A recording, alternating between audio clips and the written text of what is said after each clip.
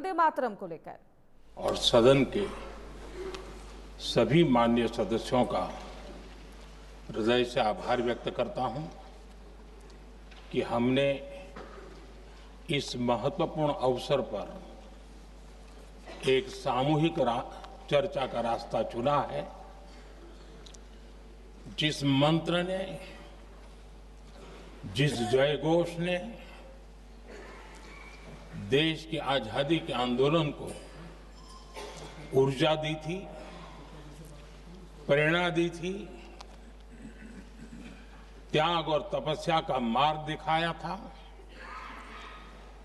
उस वंदे मातरम का पुण्य स्मरण करना इस सदन में हम सबका ये बहुत बड़ा सौभाग्य है। और हमारे लिए गर्व की बात है कि वंदे मातरम के 150 वर्ष निमित्त इस ऐतिहासिक अवसर के हम साक्षी बन रहे हैं।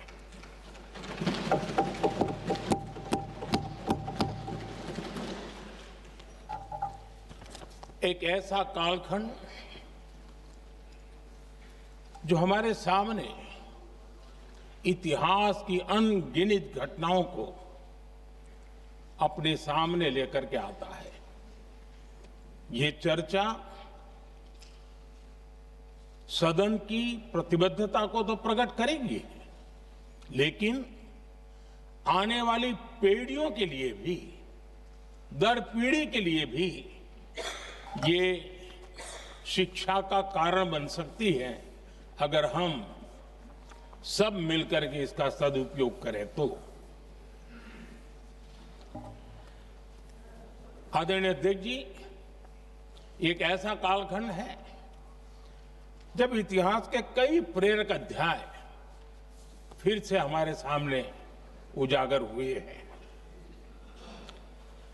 अभी अभी हमने हमारे संविधान के 75 वर्ष गौरवपूर्व मनाए हैं। आज देश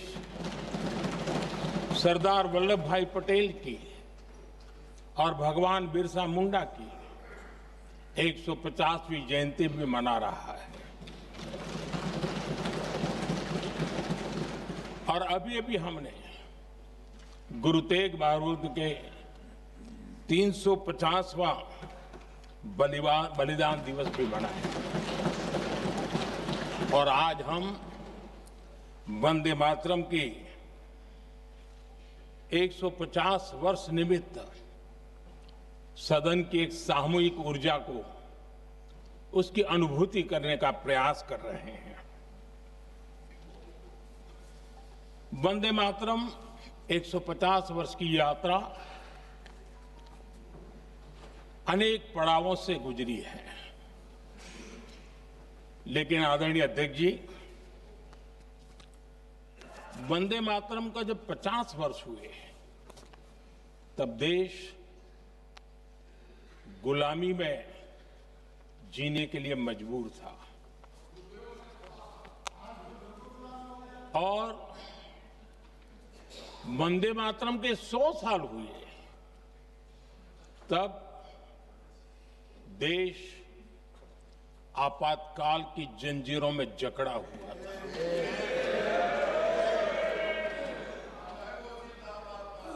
जब वंदे मातरम 100 साल के अत्यंत उत्तम पर्व था, तब भारत के संविधान का गला घोंट दिया गया था। जब वंदे मातरम 100 साल का हुआ, तब देशभक्ति के लिए जीने मरने वाले लोगों को जेल के सलाखों के पीछे बंद कर दिया गया था। जिस वंदे मातरम के गीत ने देश को आजादी की ऊर्जा दी थी, उसके जब 100 साल हुए तो दुर्भाग्य से एक काला कालखंड हमारे इतिहास में उजागर हो गया। हम लोकतंत्र के गिरोह में थे।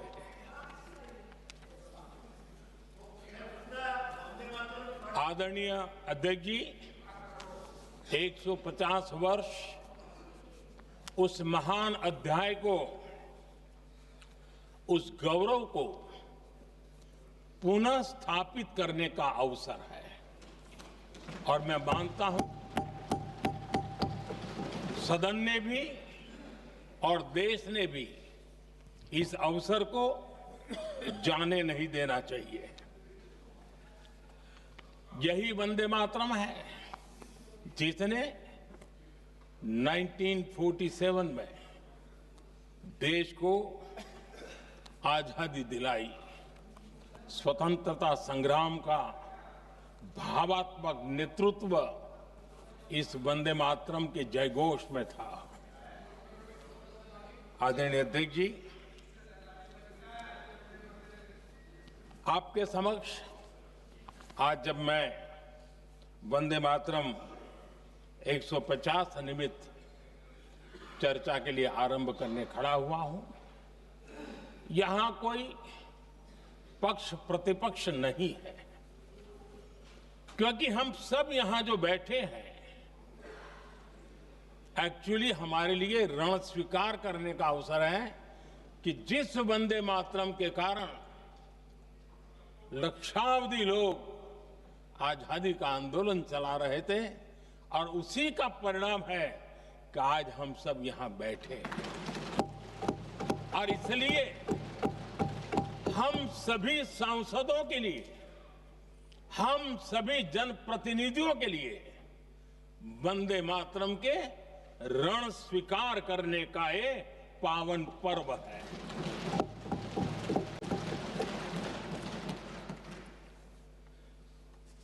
और इससे हम प्रेरणा लेकर के वंदे मातरम की जिस भावना ने देश की आजादी का जंग लड़ा,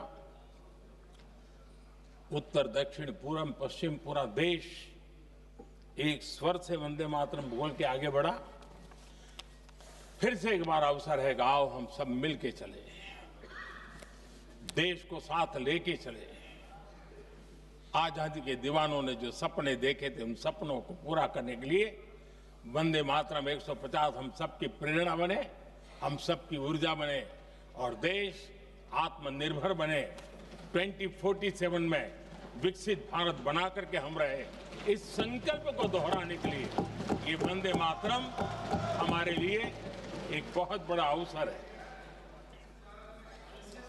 आदरणीय अध्यक्ष जी, दादा तबीयत तो ठीक है ना? नहीं, कभी कभी इस उम्र में हो जाता है। आदरणीय अध्यक्ष जी, वंदे मातरम की इस यात्रा की शुरुआत बंकिम चंद्र जी ने 1875 में की थी और गीत ऐसे समय लिखा गया था जब 1857 के स्वातंत्र संग्राम के बाद अंग्रेज सल्तनत बौखलाई हुई थी, भारत पर भांति भांति के दबाव डाल रही थी, भांति भांति के जुल्म कर रही थी और भारत के लोगों को मजबूर किया जा रहा था अंग्रेजों के द्वारा। और उस समय उनका जो राष्ट्रीय गीत था, गॉड सेव द क्वीन, इसको भारत में घर घर पहुंचाने का एक षड्यंत्र चल रहा था। ऐसे समय बंकिम दा ने चुनौती दी और ईंट का जवाब पत्थर से दिया और उसमें से वंदे मातरम का जन्म हुआ।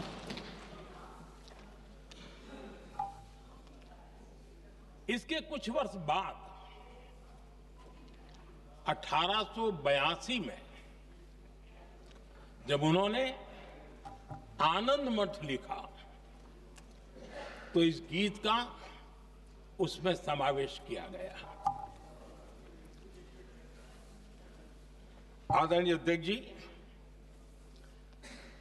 वंदे मातरम ने उस विचार को पुनर्जीवित किया था जो हजारों वर्ष से भारत की रग रग में रचा बसा था। उसी भाव को, उसी संस्कारों को, उसी संस्कृति को, उसी परंपरा को उन्होंने बहुत ही उत्तम शब्दों में, उत्तम भाव के साथ वंदे मातरम के रूप में हम सबको बहुत बड़ी सौगात दी थी। वंदे मातरम ये सिर्फ केवल राजनीतिक आजादी की लड़ाई का मंत्र नहीं था। सिर्फ हम अंग्रेज जाए और हम खड़े हो जाए, अपने राह पर चले, इतने मात्र तक वंदे मातरम प्रेरित नहीं करता था, उससे कहीं आगे था।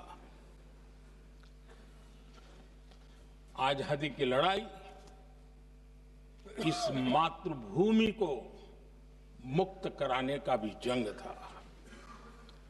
अपनी मां भारती को उन बेड़ियों से मुक्ति दिलाने का एक पवित्र जंग था।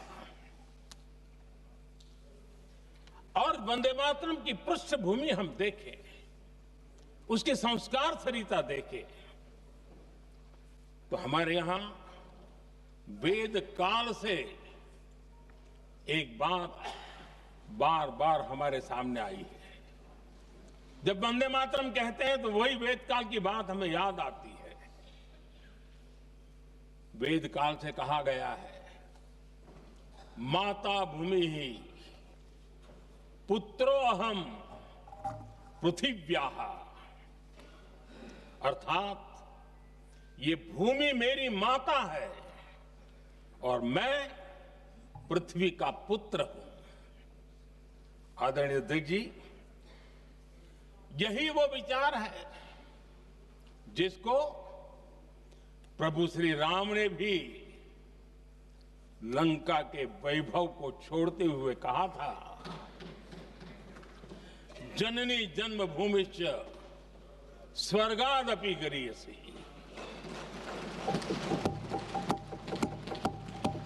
वंदे मातरम यही महान सांस्कृतिक परंपरा का एक आधुनिक अवतार है। आदरणीय अध्यक्ष जी, बंकिम दा ने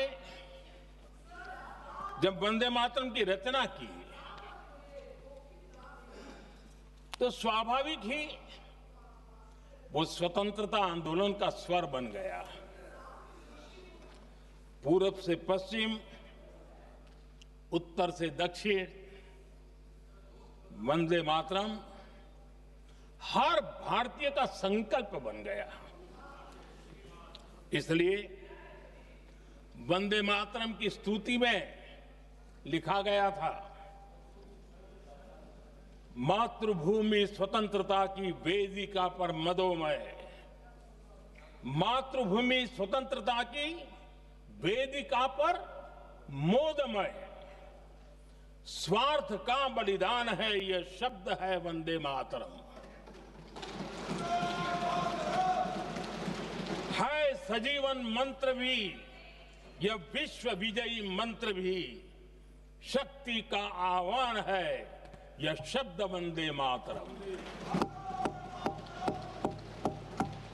उष्ण शोणित से लिखो, वक्षस्थली को चीरकर, वीर का अभिमान है यह शब्द वंदे मातरम।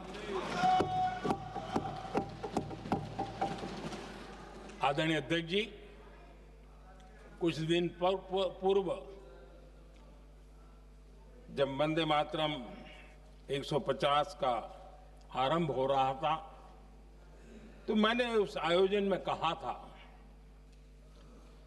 वंदे मातरम हजारों वर्ष की सांस्कृतिक ऊर्जा भी थी, उसमें आजादी का जज्बा भी था और आजाद भारत का विजन भी था। अंग्रेजों के उस दौर में एक फैशन हो गई थी भारत को कमजोर, निकम्मा, आलसी, कर्महीन, इस प्रकार भारत को जितना नीचा दिखा सके ऐसी एक फैशन बन गई थी। और उसमें हमारे यहां भी जिन्होंने तैयार किए थे वो लोग भी वही भाषा बोलते थे।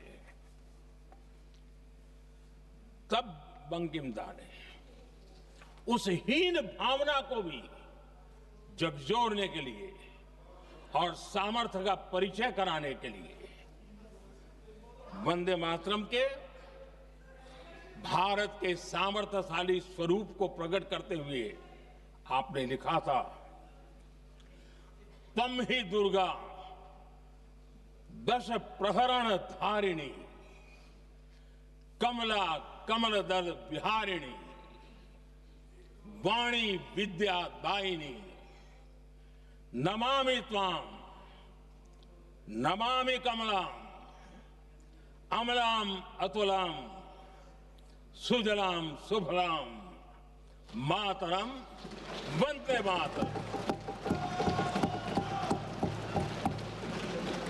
अर्थात भारत माता ज्ञान और समृद्धि की देवी भी है और दुश्मनों के सामने अस्त्र शस्त्र धारण करने वाली चंडी भी है। अध्यक्ष जी,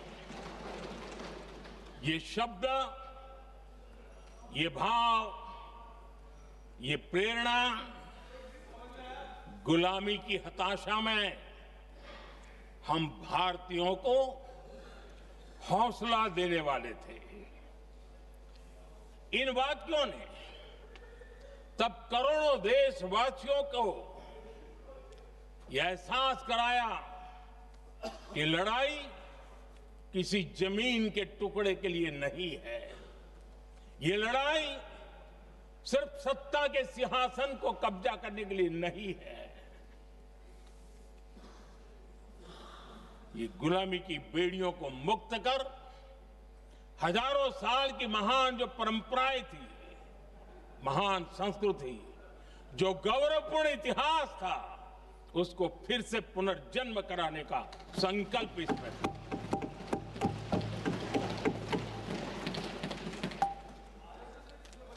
आदरणीय अध्यक्ष जी,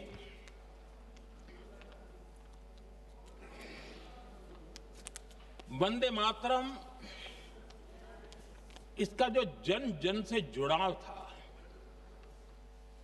ये हमारे स्वतंत्र संग्राम की एक लंबी गाथा अभिव्यक्त होती है। आदरणीय अध्यक्ष जी, जब भी जैसे किसी नदी की चर्चा होती है, चाहे सिंधु हो, सरस्वती हो, कावेरी हो, गोदावरी हो, गंगा हो, यमुना हो, उस नदी के साथ एक सांस्कृतिक धारा प्रवाह, एक विकास यात्रा का धारा प्रवाह, एक जन जीवन की यात्रा का प्रवाह उसके साथ जुड़ जाता है। लेकिन क्या कभी किसी ने सोचा है कि आजादी जंग के हर पड़ाव, वो पूरी यात्रा वंदे मातरम की भावनाओं से गुजरता था, उसके तट पर पल्लवित होता था। ऐसा भाव काव्य शायद दुनिया में कहीं उपलब्ध नहीं होगा। आदरणीय अध्यक्ष जी,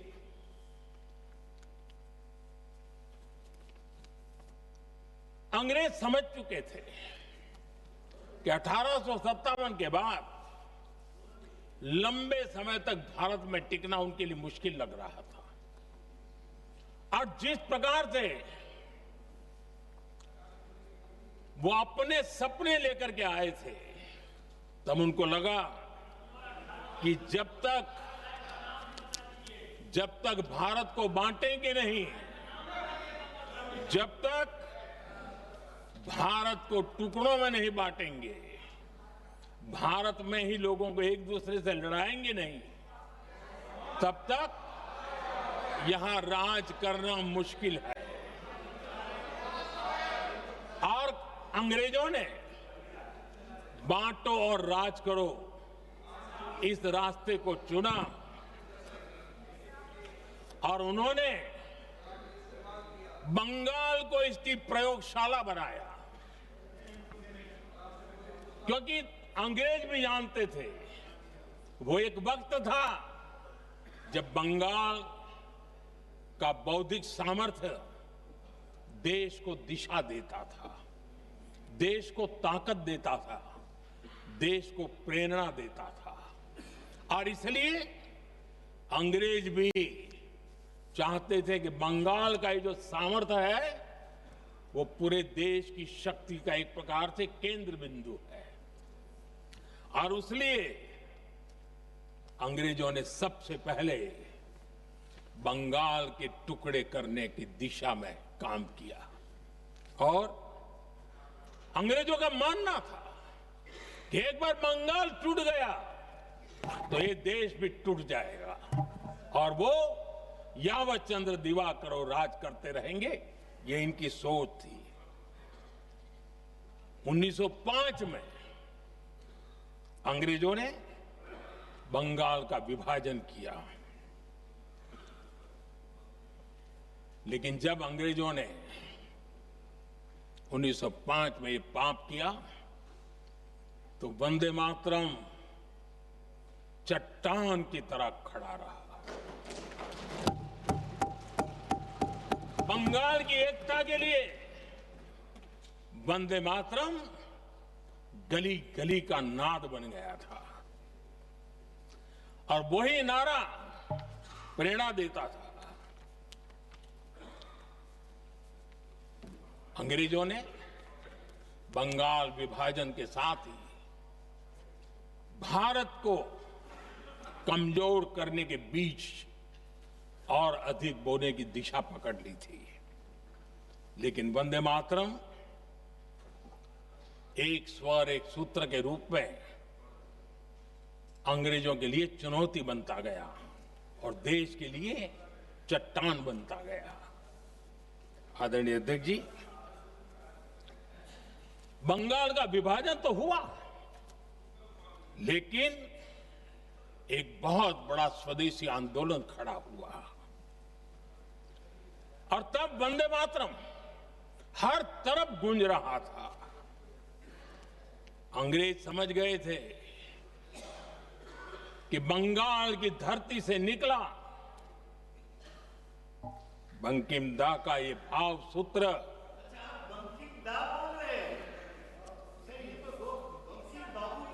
बंकिम बाबू बोले। अच्छा, thank you thank you thank you thank you thank you, आपकी भावनाओं के लिए मैं आदर करता हूं। बंकिम बाबू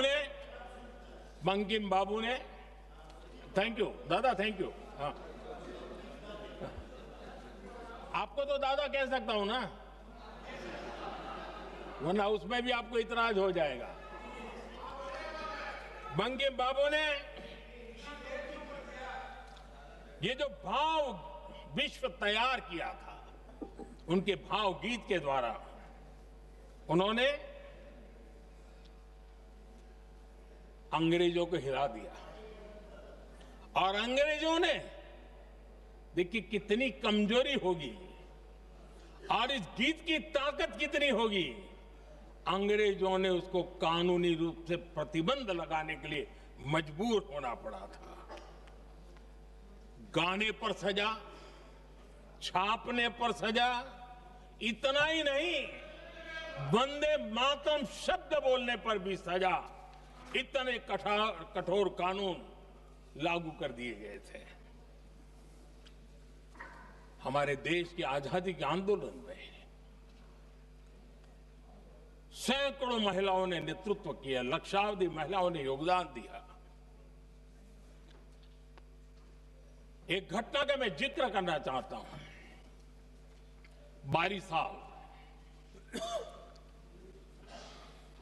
12 साल में वंदे मातरम गाने पर सर्वाधिक जुल्म हुए थे। वो बारिसाल आज भारत का हिस्सा नहीं रहा है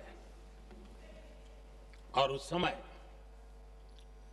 बारिसाल की हमारी माताएं, बहनें, बच्चे मैदान में उतरी थी वंदे मातरम के स्वाभिमान के लिए। इस प्रतिबंध के विरोध में लड़ाई के मैदान में उतरी थी और तब बारिसाल की एक वीरांगना श्रीमती सरोजिनी बोस, जिन्होंने उस जमाने में वहां की भावना को देखिए और उन्होंने कहा था कि वंदे मातरम जो प्रतिबंध लगा है, जब तक ये प्रतिबंध नहीं हटता है मैं अपनी चूड़ियां जो पहनती हूं निकाल दूंगी। भारत में वो एक जमाना था, चूड़ी निकालना यानी महिला के जीवन की बहुत बड़ी घटना हुआ करती। लेकिन उनके लिए वंदे मातरम की वो भावना थी, उन्होंने अपनी सोने की चूड़ियां, जब तक वंदे मातरम प्रतिबंध नहीं हटेगा मैं दोबारा नहीं धारण करूंगी, ऐसा बड़ा व्रत ले लिया था। हमारे देश के बालक भी पीछे नहीं रहे थे। उनको कोड़े की सजा होती थी, छोटी छोटी उम्र में उनको जेल में बंद कर दिया जाता। और उन दिनों खास करके बंगाल की गलियों में लगातार वंदे मातरम के लिए प्रभात फेरियां निकलती थी। अंग्रेजों के नाक को दम कर दिया था। और उस समय गीत गूंजता था बंगाल में, जाए जाबे जीवोनो चोले, जाए जाबे जीवोनो चोले, जोगो तो माजे तोमार काजे वंदे मातरम बोले। अर्थात हे मां, संसार में तुम्हारा काम करते और वंदे मातरम कहते जीवन भी चला जाए तो वो जीवन भी धन्य है। ये बंगाल की गलियों में बच्चे कह रहे हैं। ये गीत उन बच्चों की हिम्मत का स्वर था और उन बच्चों की हिम्मत ने देश को हिम्मत दी थी। बंगाल की गलियों से निकली आवाज देश की आवाज बन गई थी।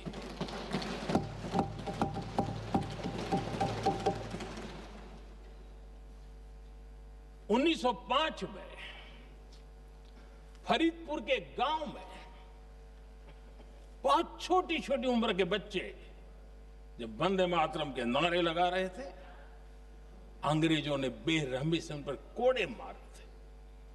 यानी एक प्रकार से जीवन और मृत्यु के बीच लड़ाई लड़ने के लिए मजबूर कर दिया था। इतना अत्याचार हुआ था। 1906 में नागपुर में नील सिटी हाई स्कूल के उन बच्चों पर भी अंग्रेजों ने ऐसे ही जुल्म किए थे। गुनाह यही था कि वो एक स्वर से वंदे मातरम बोल करके खड़े हो गए थे। उन्हें वंदे मातरम के लिए मंत्र का महात्म्य अपनी ताकत से सिद्ध करने का प्रयास किया था। हमारे जांबाज सपूत बिना किसी डर के फांसी के तख्त पर चढ़ते थे और आखिरी सांस तक वंदे मातरम, वंदे मातरम, वंदे मातरम, यही उनका भाव घोष रहता था। खुदीराम बोस, मदनलाल ढींगरा, राम प्रसाद बिस्मल, अशफाकुल्ला खान, रोशन सिंह, राजेंद्र नाथ लाहिड़ी, रामकृष्ण विश्वास, अनगिनत जिन्होंने वंदे मातरम कहते कहते फांसी के फंदे को अपने गले पर लगाया था। लेकिन देखिए, ये अलग अलग जेलों में होता था, अलग अलग इलाकों में होता था। प्रक्रिया करने वाले चेहरे अलग थे, लोग अलग थे, जिन पर जुल्म हो रहा था उनकी भाषा भी अलग थी, लेकिन एक भारत श्रेष्ठ भारत, इन सब का मंत्र एक ही था, वंदे मातरम।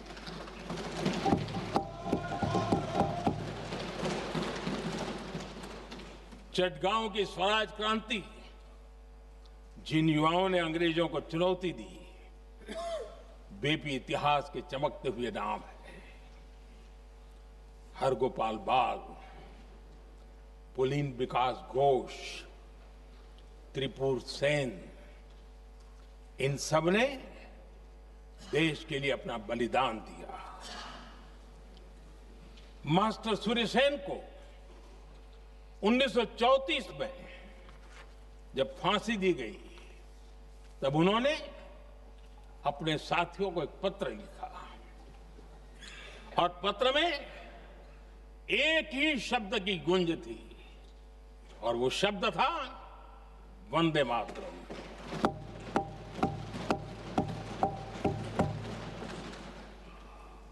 आदरणीय अध्यक्ष जी, हम देशवासियों को गर्व होना चाहिए। दुनिया के इतिहास में कहीं पर भी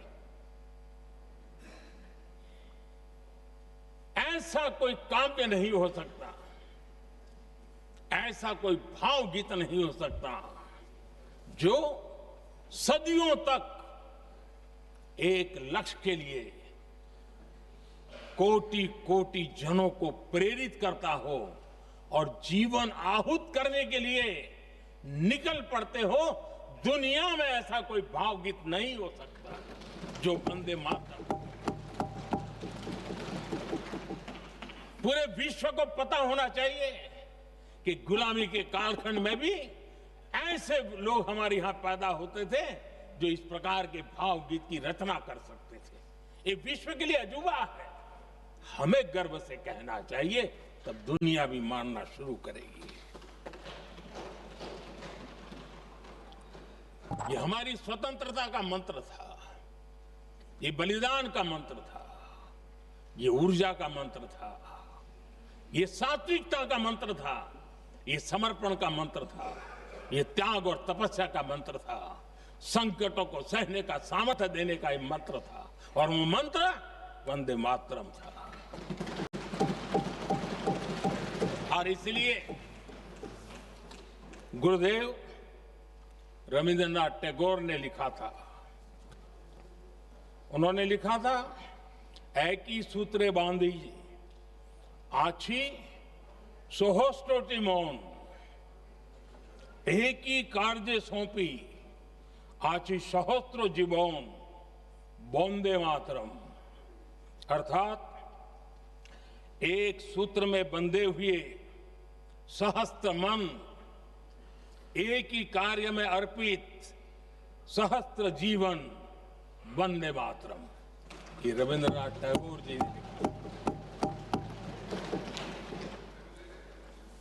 आदरणीय अध्यक्ष जी, उसी कालखंड में वंदे मातरम की रिकॉर्डिंग दुनिया के अलग अलग भागों में पहुंची और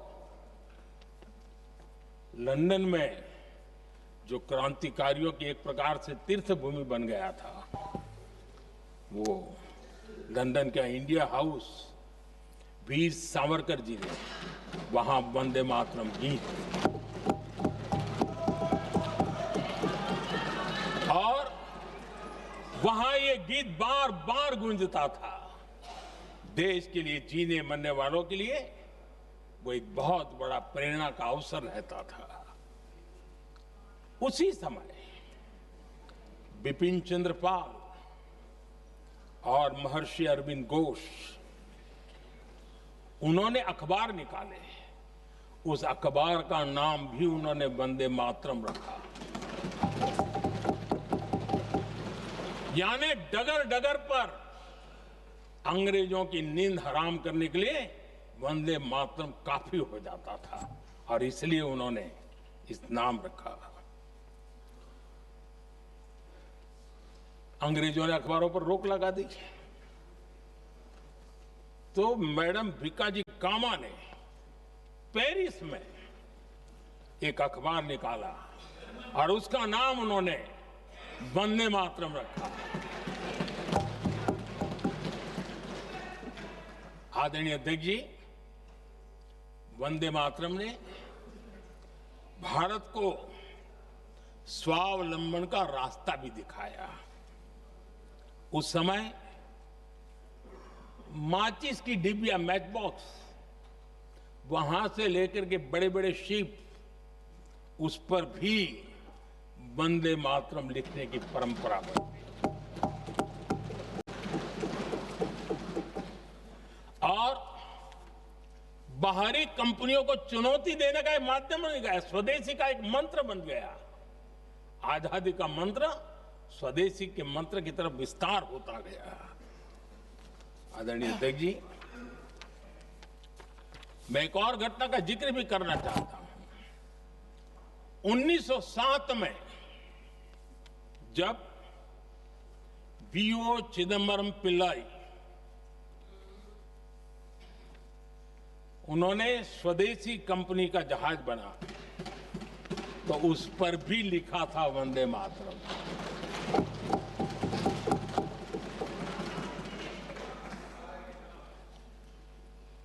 राष्ट्र कवि सुब्रमण्य भारती ने वंदे मातरम को तमिल में अनुवाद किया, स्तुति गीत लिखे।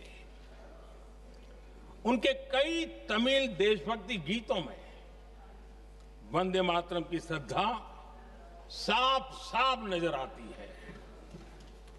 शायद सभी लोगों को, हो सकता है तमिलनाडु के लोगों को पता हो, लेकिन सभी लोगों को ये बात का पता न हो कि भारत का ध्वज गीत भी सुब्रमण्यम भारती ने ही लिखा था।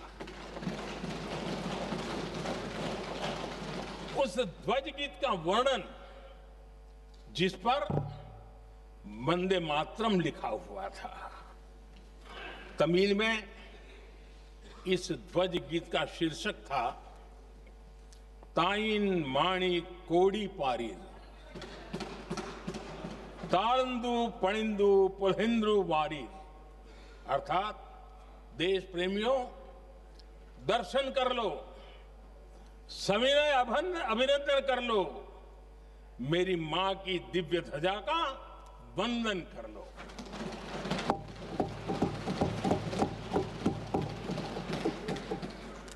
आदरणीय अध्यक्ष महोदय, मैं आज इस सदन में वंदे मातरम पर महात्मा गांधी की भावनाएं क्या थी वो भी रखना चाहता हूं। दक्षिण अफ्रीका से प्रकाशित एक साप्ताहिक पत्रिका निकलती थी, इंडियन ओपिनियन, और इस इंडियन ओपिनियन में महात्मा गांधी ने 2 दिसंबर 1905 जो लिखा था उसको मैं कोट कर रहा हूं। उन्होंने लिखा था, महात्मा गांधी ने लिखा था, गीत वंदे मातरम जिसे बंकिम चंद्र ने रचा है, पूरे बंगाल में अत्यंत लोकप्रिय हो गया है। स्वदेशी आंदोलन के दौरान बंगाल में विशाल सभाएं हुई, जहां लाखों लोग इकट्ठा हुए और बंकिम का यह गीत गाया। गांधी जी आगे लिखते हैं, ये बहुत महत्वपूर्ण है। वो लिखते हैं, ये 1905 की बात है, उन्होंने लिखा, यह गीत इतना लोकप्रिय हो गया है जैसे ये हमारा नेशनल एंथम बन गया है।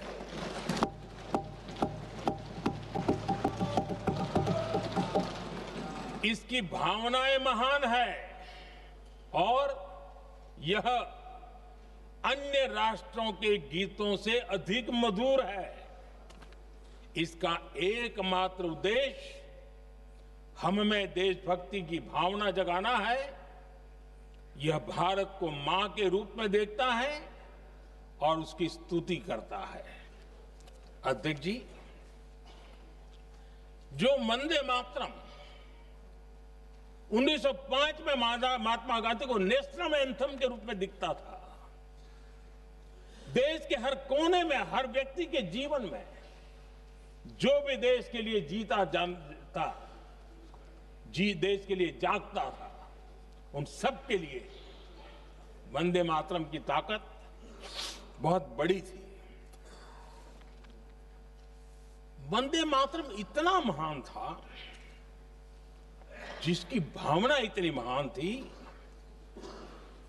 तो फिर पिछली सदी में इसके साथ इतना बड़ा अन्याय क्यों हुआ?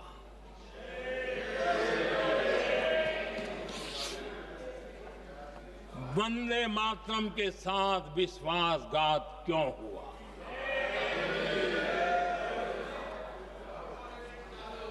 ये अन्याय क्यों हुआ? वो कौन सी ताकत थी जिसकी इच्छा खुद पूज्य बापू की भावनाओं पर भी भारी पड़ गई है, जिसने वंदे मातरम जैसी पवित्र भावना को भी विवादों में घसीट दिया। मैं समझता हूं कि आज जब हम वंदे मातरम के 150 वर्ष का पर्व मना रहे हैं, चर्चा कर रहे हैं, तो हमें उन परिस्थितियों को भी हमारी नई पीढ़ियों को जरूर बताना हमारा दायित्व है,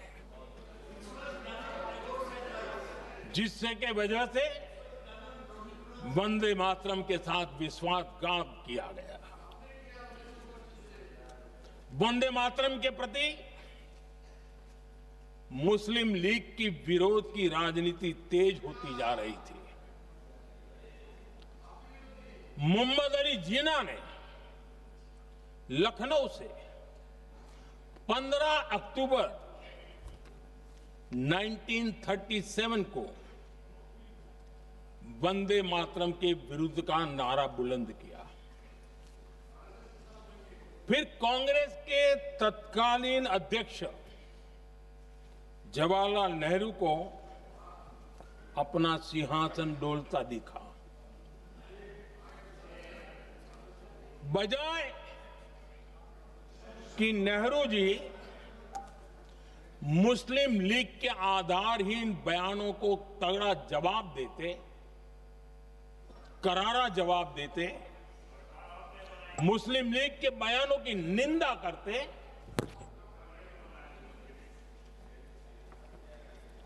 और वंदे मातरम के प्रति खुद की भी और कांग्रेस पार्टी की भी निष्ठा को प्रकट करते हैं। लेकिन उल्टा हुआ। वो ऐसा क्यों कर रहे, वो तो पूछा ही नहीं, न जाना। लेकिन उन्होंने वंदे मातरम की ही पड़ताल शुरू कर दी। जिन्ना के विरोध के 5 दिन बाद ही 20 अक्टूबर को नेहरू जी ने नेताजी सुभाष बाबू को चिट्ठी लिखी। उस चिट्ठी में जिन्ना की भावना से नेहरू जी अपनी सहमति जताते हुए कि वंदे मातरम की, ये जो उन्होंने सुभाष बाबू को लिखा है, वंदे मातरम की आनंद मठ वाली पृष्ठभूमि मुसलमानों को इरिटेट कर सकती है। मैं नेहरू जी का कोट पढ़ता हूं। नेहरू जी कहते हैं, मैंने वंदे मातरम गीत का बैकग्राउंड पढ़ा है। नेहरू जी फिर लिखते हैं, मुझे लगता है कि ये जो बैकग्राउंड है, इससे मुस्लिम भड़केंगे। साथियों, इसके बाद कांग्रेस की तरफ से बयान आया कि 26 अक्टूबर से कांग्रेस कार्य समिति की एक बैठक कोलकाता में होगी, जिसमें वंदे मातरम के उपयोग की समीक्षा की जाएगी। बंकिम बाबू का बंगाल, बंकिम बाबू का कोलकाता, और उसको चुना गया और वहां पर समीक्षा करना तय किया। पूरा देश हतप्रभ था, पूरा देश हैरान था। पूरे देश में देशभक्तों ने इस प्रस्ताव के विरोध में देश के कोने कोने में प्रभात फेरियां निकाली, वंदे मातरम गीत गाया। लेकिन देश का दुर्भाग्य कि 26 अक्टूबर को कांग्रेस ने वंदे मातरम पर समझौता कर लिया।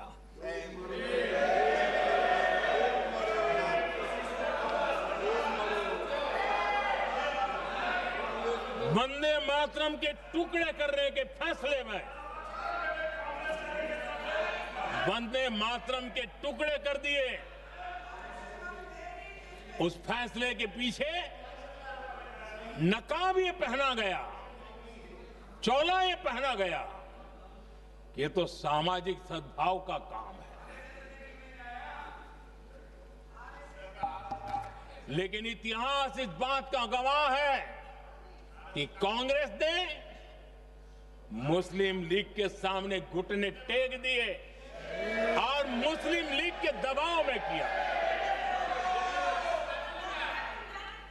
और कांग्रेस का ये तुष्टीकरण की राजनीति को साधने का एक तरीका था।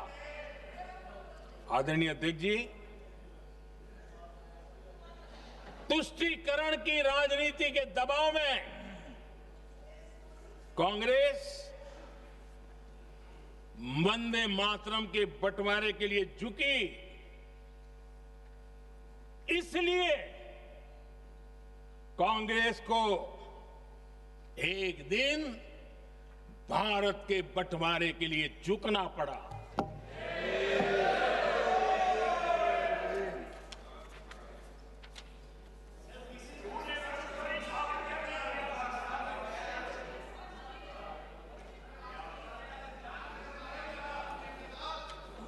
मुझे लगता है कांग्रेस ने आउटसोर्स कर दिया है।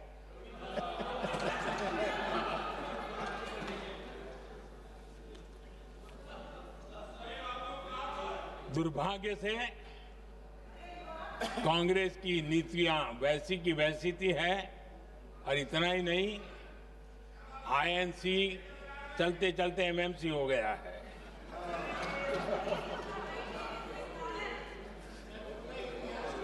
आज भी कांग्रेस और उसके साथी और जिन जिन के नाम साथ कांग्रेस जुड़ा हुआ है, सब वंदे मातरम पर विवाद खड़ा करने की कोशिश करते हैं।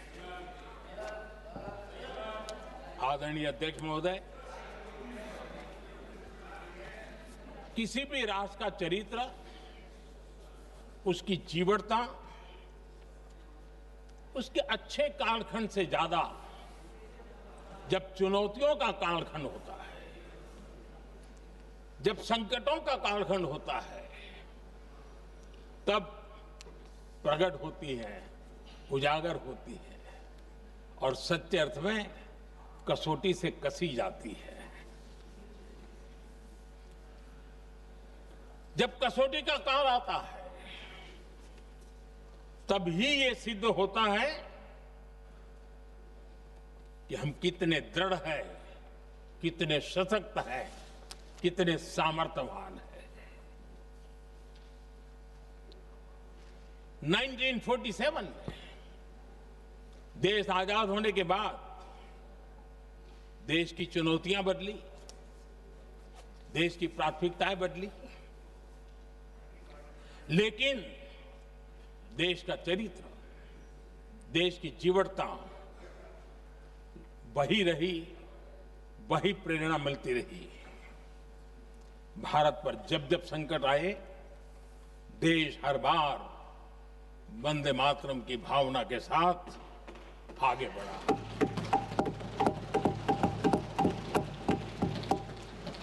बीच का कालखंड कैसा गया जाने दो, लेकिन आज भी 15 अगस्त 26 जनवरी की जब बात आती है, हर घर तिरंगा की बात आती है, चारों तरफ वो भाव दिखता है, तिरंगे झंडे फहराते। एक जमाना था जब देश पर खाद्य का संकट आया, वही वंदे मातरम का भाव था। मेरे देश के किसानों ने अंदर के भंडार भर दिए और इसके पीछे भाव वही है, वंदे मातरम। जब देश की आजादी को कुचलने की कोशिश हुई, संविधान के पीठ पे छुरा भोंक दिया गया, आपातकाल थोप दिया गया, यही वंदे मातरम की ताकत थी कि देश खड़ा हुआ और परास्त करके रहा। देश पर जब भी युद्ध थोपे गए, देश को जब भी संघर्ष की नौबत आई, यही वंदे मातरम का भाव था। देश का जवान सीमाओं पर अड़ गया और मां भारती का झंडा फहराता रहा, विजय श्री प्राप्त कर। कोरोना जैसे वैश्विक महासंकट आया, यही देश उसी भाव से खड़ा हुआ, उसको भी परास्त करके आगे बढ़ गया। आदरणीय अध्यक्ष जी, यह राष्ट्र की शक्ति है, यह राष्ट्र को भावनाओं से जोड़ने वाला सामर्थ्यवान एक ऊर्जा प्रवाह है, ये चेतना प्रवाह है, ये संस्कृति की अविरल धारा का प्रतिबिंब है, उसका प्रकटीकरण है। ये वंदे मातरम हमारे लिए सिर्फ स्मरण करने का काल नहीं, एक नई ऊर्जा, नई प्रेरणा का लेने का काल बन जाए और हम उसके प्रति समर्पित होते चले। और मैंने पहले कहा, हम लोगों पर तो कर्ज है वंदे मातरम का, वही वंदे मातरम है जिसने वो रास्ता बनाया, जिस रास्ते से हम यहां पहुंचे हैं, और इसलिए हमारा कर्ज बनता है।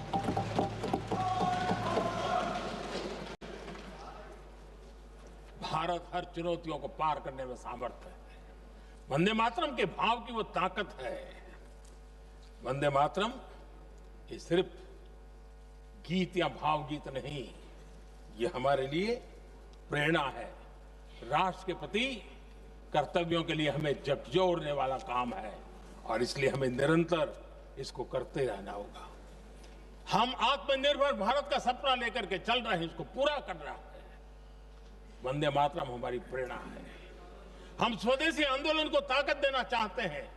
समय बदला होगा, रूप बदले होंगे, लेकिन पूज्य गांधी ने जो भाव व्यक्त किया था, उस भाव की ताकत आज भी मौजूद है, और वंदे मातरम हमें जोड़ता है। देश के महापुरुषों का सपना था स्वतंत्र भारत का। देश की आज की पीढ़ी का सपना है समृद्ध भारत का। आजाद भारत का सपने को सिंचा था वंदे भारत की भावना है, वंदे मातरम की भावना ने। समृद्ध भारत के सपने को सिंचेगा वंदे मातरम की भावना। उसी भावना को लेकर के हमें आगे चलना है, और हमें आत्मनिर्भर भारत बनाना। 2047 में देश विकसित भारत बन के रहे। अगर आजादी के 50 साल पहले कोई आजाद भारत का सपना देख सकता था, तो 25 साल पहले हम भी तो समृद्ध भारत का सपना देख सकते हैं, विकसित भारत का सपना देख सकते हैं, और इस सपने के लिए अपने आप को खपा भी सकते हैं। इसी मंत्र, इसी संकल्प के साथ वंदे मातरम हमें प्रेरणा देता रहे, वंदे मातरम का हम रण स्वीकार करें, वंदे मातरम की भावना को लेकर के चले, देशवासियों को साथ लेकर के चले, हम सब मिलकर के चले, इस सपने को पूरा करें। इसी एक भाव के साथ ये चर्चा का आज आरंभ हो रहा है। मुझे पूरा विश्वास है कि दोनों सदनों में देश के अंदर वो भाव भरने वाला कारण बनेगा, देश को प्रेरित करने वाला कारण बनेगा, देश की नई पीढ़ी को ऊर्जा देने का कारण बनेगा। इन्हीं शब्दों के साथ आपने मुझे अवसर दिया, मैं आपका बहुत बहुत आभार व्यक्त करता हूं। बहुत बहुत धन्यवाद। वंदे मातरम, वंदे मातरम।